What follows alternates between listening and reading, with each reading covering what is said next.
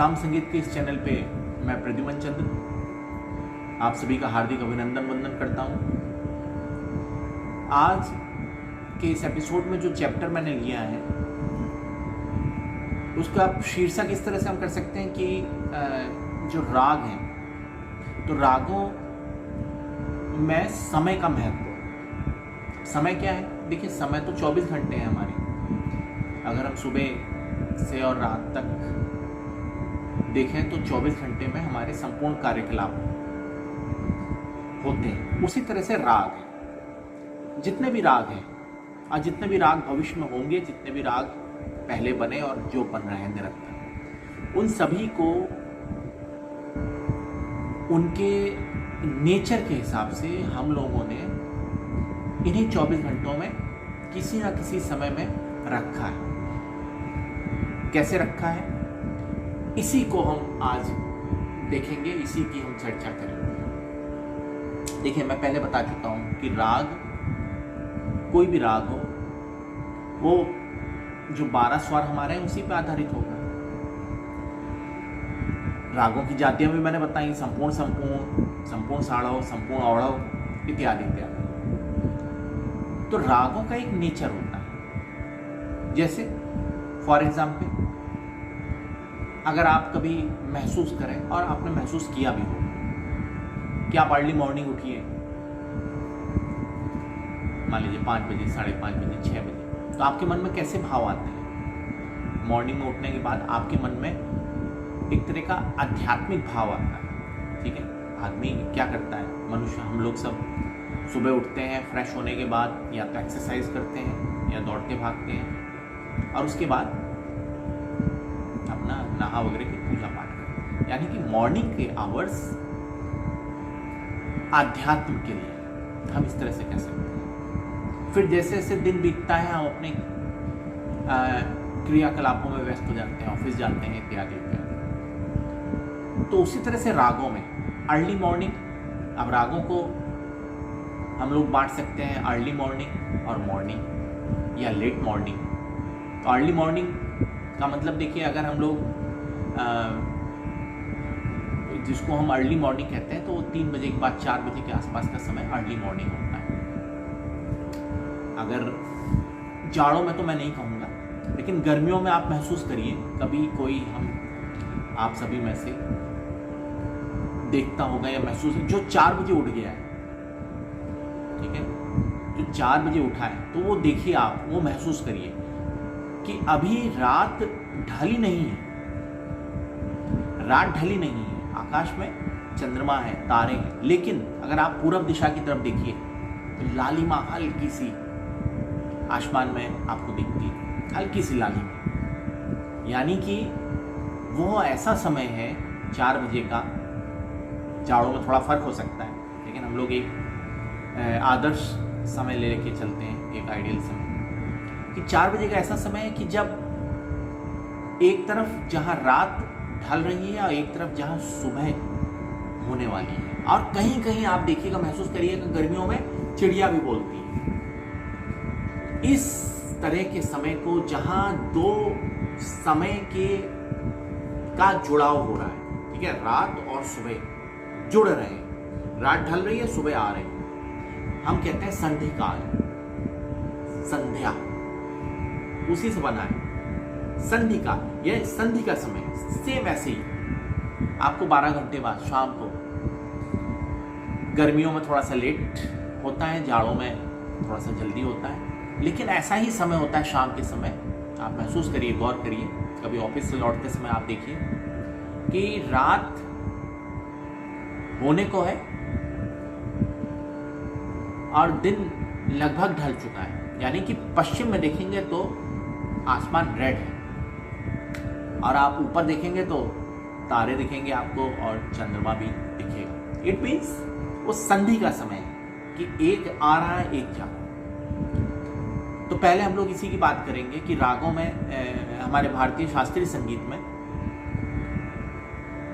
रागों को इस बेस पे हमने 2 हिस्सों में कर दिया। देखिए, कोई भी समय संपूर्ण 24 घंटे में 2-2 बार आता है। यानी कि संधि काल मैंने बताया, एक बार सुबह अर्ली मॉर्निंग, एक बार इवनिंग। उसी तरह से सुबह 9-10 बजे का समय या 11 बजे का समय लेट मॉर्निंग। उसी तरह से रात में 8-9 बजे का समय, 10 बजे का समय। तो हम लोगों ने रागों को बांटा है। 24 घंटे को अगर आप कहें तो हम लोगों ने उसको इस तरह से डिवाइड किया है कि हर समय 2-2 बार आएगा। एक बार सुबह आएगा, एक बार शाम को आएगा। तो संधि काल 2 बार हो गया, एक बार अर्ली मॉर्निंग हो गया, एक बार शाम को। तो संधि काल के जो राग हैं उसकी खासियत है कि उसमें ऋषभ कोमल होता है। अब ध्यान दीजिएगा क्या कह रहा हूं कि ऋषभ कोमल होता है। और मॉर्निंग के राग में हम देख लें तो धैवत भी कोमल है, जैसे भैरव। कोमल ऋषभ, कोमल धैवत का भैरव है। क्या है भैरव? सिंपल एक स्वर मैं आपको दिखाता हूं। वो राग को आप सुबह अर्ली मॉर्निंग 4-5 बजे जो लोग रियाज करते हैं वो देखें तो उस समय आध्यात्म का भाव जागृत होता है और भैरव के स्वर भी वही है, गंभीर स्वर है।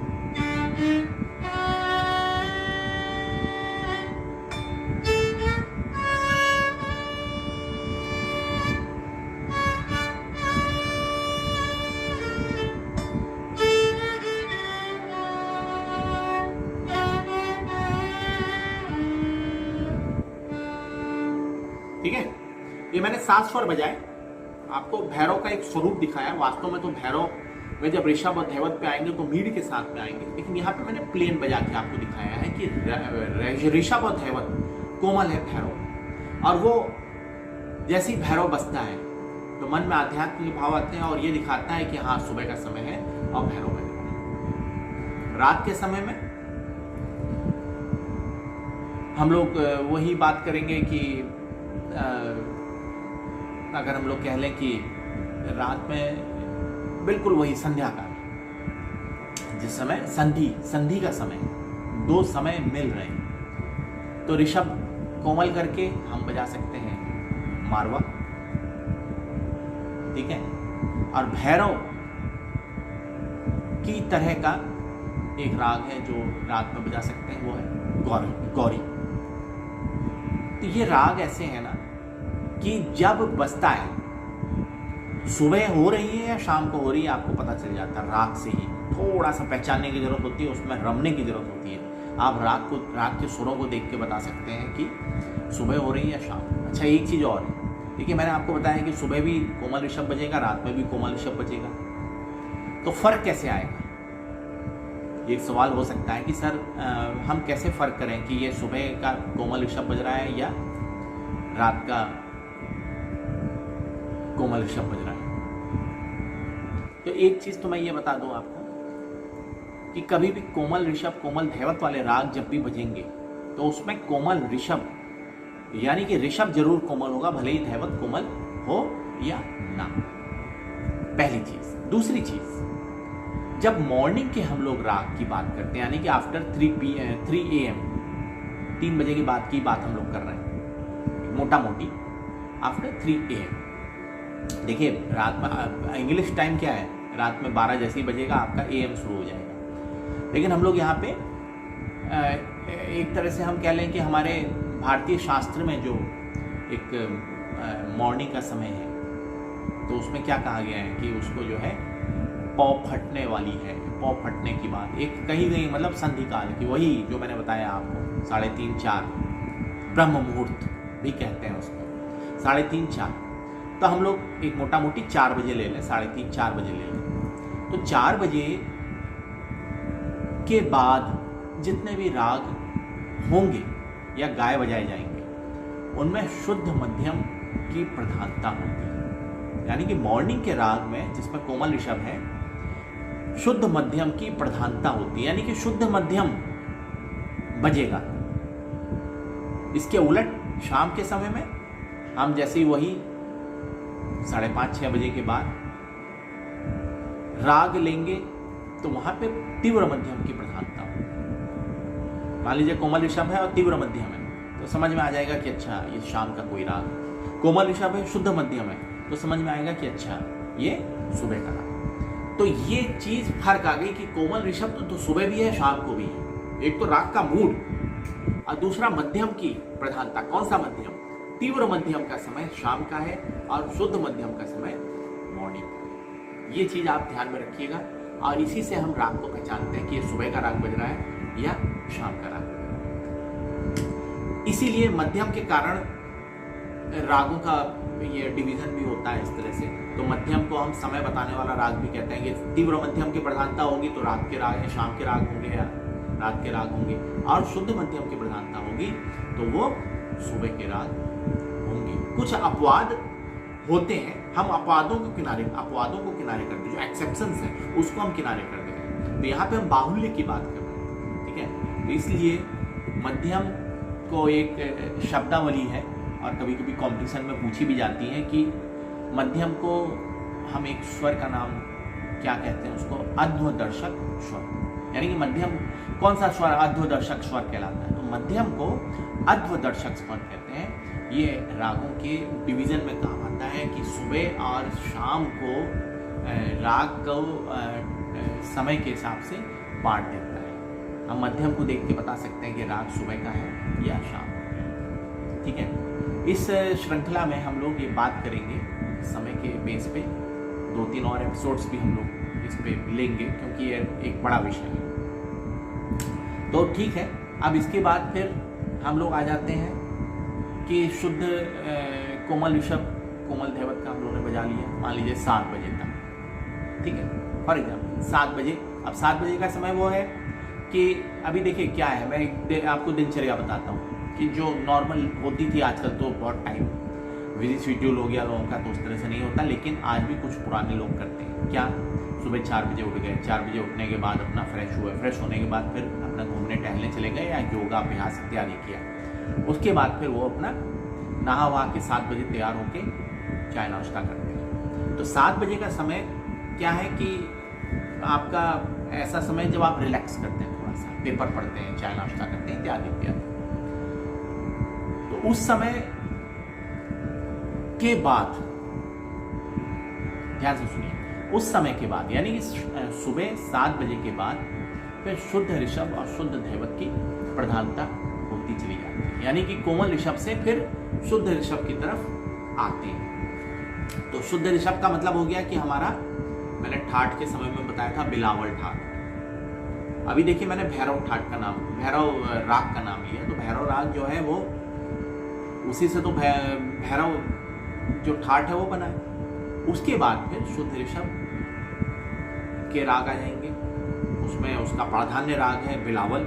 बिलावल के कई प्रकार हैं तो हम लोग आगे बताएंगे, लेकिन बिलावल के स्वर वही हैं जो आज तक हम लोग अलंकार इत्यादि में प्रैक्टिस करते रहे, सारे शुद्ध स्वर हैं, बस बिलावल की चाल वक्र होती है। वक्र का मतलब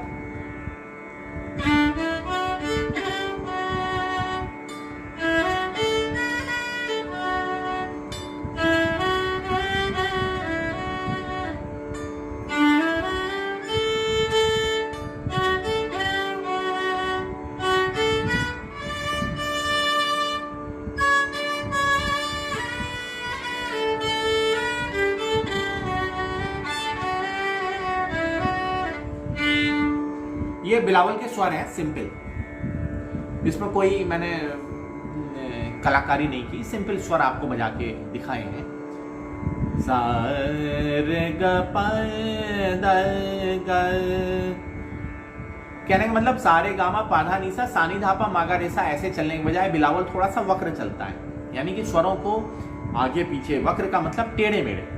सारे गामा माने सा, तो माँ नहीं होगा अभी, सिंपल मतलब माँ लेंगे तो सिंपल हो जाएगा। क्या करेंगे, सारे ग पा मा ग, ठीक है, सारे गामा पा लेने के बजाय सारे गा पा मा, तो ये वक्र, इसको कहते हैं हम वक्र चलना, टेढ़ा मेढ़ा चलना। तो बिलावल जो है उसको सुबह के हम लोग 7 बजे 8 बजे के आसपास, 9 बजे के आसपास गाते हैं। जैसे जैसे दिन चढ़ता जाता है वैसे वैसे हमारे स्वरों का नेचर बदलता जाता है, हमारे मन के भाव बदलते जाते हैं। आप कभी ये आज इस एपिसोड को देखने के बाद आप महसूस करिएगा कि आपके मन के भाव कैसे बदलते हैं। अर्ली मॉर्निंग कैसे भाव थे, फिर 7-8 बजे कैसे भाव थे, उसके बाद 9, 10, 11, 12 बजे कैसे भाव, फिर दोपहर में कैसे भाव थे। हम लोग ये एपिसोड को इसी जगह ख़त्म करेंगे कि अर्ली मॉर्निंग हम लोग उसको दिन का प्रथम प्रहर कह सकते हैं, और उसके बाद फिर जैसे जैसे समय बीतता हम उसको दिन का द्वितीय प्रहर कह सकते हैं। तो अर्ली मॉर्निंग, जिसको संधि प्रकाश राग कहते हैं या संधि काल के राग कहते हैं। संधि प्रकाश का मतलब कि ऐसे समय में जब दो समय आपस में एक दूसरे से मिल रहे हैं तो संधि प्रकाश राग कहलाएंगे, वो जोड़ के राग होते हैं। उसमें मैंने आपको बता दिया अर्ली मॉर्निंग के राग, उसमें कोमल ऋषभ की प्रधानता होती है, और सुबह भैरव ठाट के रागों को आपको, भैरव ठाट के राग आपको दिखेंगे। उसके बाद फिर जैसे जैसे हम आगे बढ़ेंगे तो आपको भैरव से बिलावल ठाट की तरफ समय ले जाता है, यानी कि आप भैरव से शुद्ध स्वरों की तरफ, कोमल स्वर से शुद्ध स्वर की तरफ आते हैं। इसके बाद फिर बिलावल से और आगे बढ़ते हैं हम लोग, तो और किस तरह से हमारे रागों के नेचर में परिवर्तन होता है, हमारे स्वरों में परिवर्तन होता है, उसको हम लोग अगले एपिसोड में देखेंगे। आज का ये एपिसोड स्पेशली मैंने इसीलिए बनाया था कि रागों को किस तरह से हम देख के समय निर्धारण कर सकते हैं कि राग बज रहा है, क्या समय हो रहा होगा। तो उससे क्या होगा कि आपको पता चलेगा कि ये राग है, इस समय ही बजाना, और वो राग को उस समय बजाने पे एक अनुभूति होती है, अच्छा लगता है। अगर राग को समय अनुकूल बजाया जाए तो बहुत अच्छा लगता है। इन्हीं शब्दों के साथ थैंक यू वेरी मच, और आपसे रिक्वेस्ट है कि एक बारी इस चैनल को अगर आप देखते हैं तो सब्सक्राइब जरूर करें, ताकि मेरे जो नए अपडेट्स आते हैं वो आप तक पहुंचे और बाकी लोगों को भी मेरे इस चैनल के बारे में पता चले। Thank you very much.